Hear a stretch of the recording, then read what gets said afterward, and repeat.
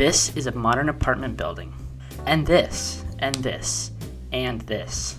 These are the buildings that will define this era. If you live in a city with any construction taking place, then you have seen these buildings before. They have become the norm in apartment construction. To understand why they look like this, we have to look back at historical building styles.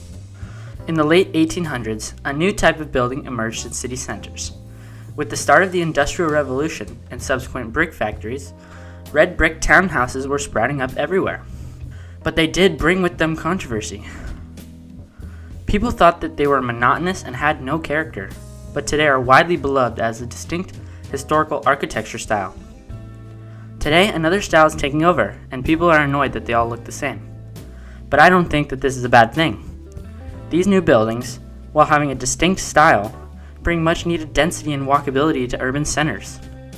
Walkability is super important to towns and cities because people love to be close to where they want to go. For example, when I was a kid, I lived in a small neighborhood in Seattle, Washington. I loved living there. Today, I live in a small suburb in California, which I don't love as much. I think the reason that I loved living in Seattle was because of how walkable it was.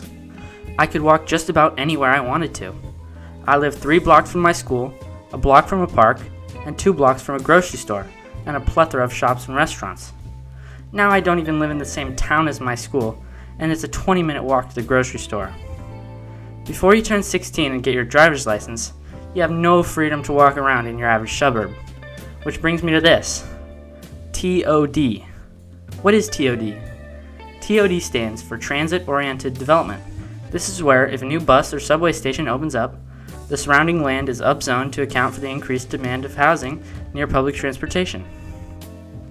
A great example for this is the Spring District in Bellevue, Washington. This is an entirely new neighborhood with housing, offices, shops, and a restaurant in a small area right next to the new Seattle Light Rail station. These are popping up all over the place.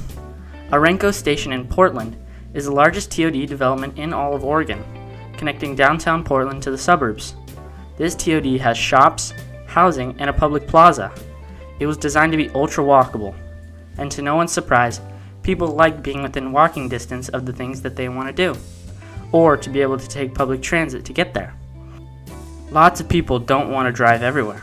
I know this firsthand. My mom never wants to drive. She just doesn't like it.